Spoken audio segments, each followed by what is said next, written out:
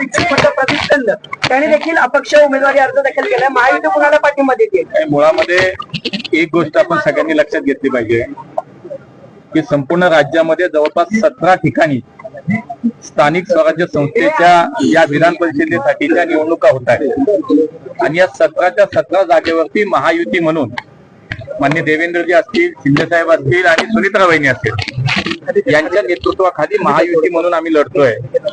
त्यामुळे पुण्याची सुद्धा जागा ही महायुती म्हणूनच लढली जाणार आहे. त्याच्यामध्ये कुठलाही किंतु परंतु या ठिकाणी नाही. राज्यातल्या सर्वच्या सर्व जागा या महायुती पूर्ण ताकदीनिशी आम्ही लढतोय आणि आम्हाला विश्वास आहे एकूण सगळं संख्याबळ पाहता सगळ्याच्या सगळ्या जागा या राज्यातल्या महायुती निश्चितपणे जिंकेल. तुम्ही आता जो प्रश्न विचारला की प्रदीप चंद यांनी फॉर्म भरलाय, भारतीय जनता पार्टी म्हणून या ठिकाणी पुण्याची जागा ही राष्ट्रवादी काँग्रेस पार्टीच्या वाट्याला युती म्हणून गेलेली आहे. त्यामुळे भारतीय जनता पार्टी पूर्णपणे ताकदीनिशी माननीय देवेंद्रजींच्या सूचनेप्रमाणे महायुतीचा युती धर्म म्हणून पूर्णपणे आमच्या महायुतीचे उमेदवार म्हणून या ठिकाणी विक्रम काकडे हे राष्ट्रवादीचे उमेदवार त्यांच्या सोबतच आम्ही आहोत आणि त्यामुळे कुठल्याही किंतु परंतु ठेवू नका.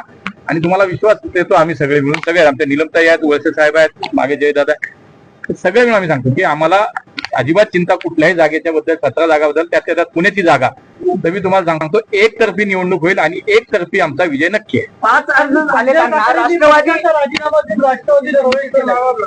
हा ठीक आहे, आता हा ज्याचा त्याचा प्रश्न आहे ना. आज ही जागा राष्ट्रवादी काँग्रेस पार्टीच्या वाट्याला महायुती म्हणून आली होती, त्यामुळे त्यांनी कोणाला उमेदवार द्यायचा हा त्यांचा प्रश्न होता. त्यामुळे आता त्यांनी जो उमेदवार दिला तो महायुतीचा उमेदवार आहे.